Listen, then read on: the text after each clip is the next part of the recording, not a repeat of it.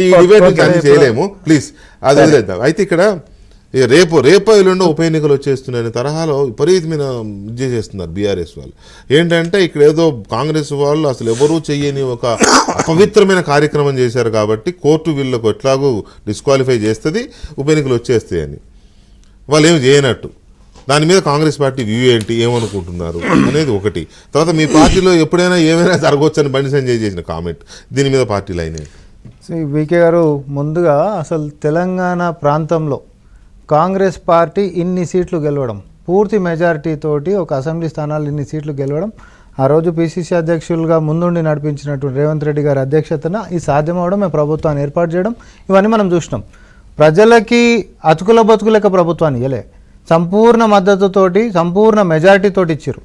ఈరోజు తర్వాత ఈ పాలన నచ్చి బీఆర్ఎస్ పార్టీలకించి మా దాంట్లోకి వస్తుందే తప్ప మా దాంట్లోకించి ఇంకోటి పోతున్నటువంటి చర్చ లేదు. అది కేవలం ప్రతిపక్షాలు చేస్తున్నటువంటి ఒక అభూత కల్పనలు మాత్రమే. అయితే అవతలకించి యువతలకు వస్తున్నటువంటి దాంట్లో నేను ఒకటే మాట్లాడుతున్నాను. దేశం మొత్తంలో దేశం మొత్తంలో ఎక్కడ ఏ రాష్ట్రంలో తీసుకున్నా, అటు బీజేపీలో ఎల్పీలు చేరినా, లేకపోతే మెర్జ్ అయినా, లేకపోతే బీఆర్ఎస్ పార్టీలో గతంలో కాంగ్రెస్ పార్టీ పోయినా, అందరు కలిసి బస్సు కట్టుకొని పోయి జాయిన్ అయినారండి ఒకటేసారి. ఒకరి తర్వాత ఒకరు ఏడాది పాటు అందరు అయిపోయిన తర్వాత ఎల్పీ విలీనాలని చెప్పి చేసినటువంటి రాజకీయాలు, మా యొక్క నాయకులు పోయి కోర్టులలో కొట్లాడు, దాన్ని గట్టిగా సభలో ప్రశ్నిస్తే సస్పెండ్లు చేసుడు, ఇవన్నీ ఎన్నో చూసినాం మేము కూడా. కానీ ఈరోజు మేమేమంటున్నామనంటే ఉప ఎన్నికలు వస్తాయా, ఉప ఎన్నికలు రావా అనేటటువంటిది కోర్టు పర్యవేక్షణలో ఉంది. కానీ చరిత్ర మొత్తం చూసుకుంటే కోర్టు పర్యవేక్షణలో ఉండి చట్టసభలకి ఆదేశాలు ఇచ్చి ఉప ఎన్నికలు తెచ్చిచ్చినటువంటి చరిత్ర ఎప్పుడన్నా ఉందా? మనకు అట్లాంటిది ఏం లేదు. కానీ నేనేమంటున్నానంటే కాంగ్రెస్ పార్టీకి ఎంతసేపు విన్ విన్ సిచ్యువేషన్ కానీ ఇక్కడ మాకు నష్టపోయేది ఏముంది, మా ప్రభుత్వానికి నష్టపోయేటటువంటిది.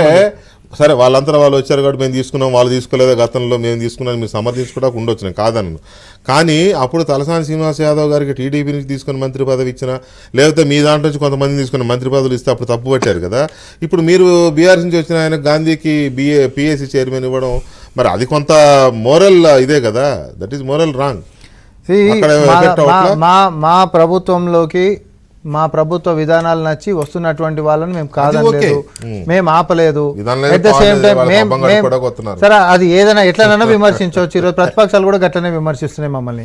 కానీ గతంలో ఏమన్నా మాకు ఒక ఏళ్ళు చూపించేటప్పుడు 4 ఏళ్ళు వాళ్ళకే చూపిస్తున్నాయి అనేటువంటి సంగతి వాళ్ళు కూడా గుర్తుపెట్టుకోవాలని చెప్పి నేను అంటున్నాను. కానీ వాళ్ళకి విమర్శించే అర్హత లేదు ఆ విషయం. కానీ ఇప్పుడు కోర్టు వ్యవహారాలు అనేటటువంటివి ఎట్లుంటాయి అనంటే, ఇక్కడ సిటిజనే కాదని చెప్పినటువంటి కేసు 2 టర్మ్లు ఎమ్మెల్యే లెక్క అయినటువంటిది నేను ఒకసారి గుర్తు చేస్తా ఉన్నా.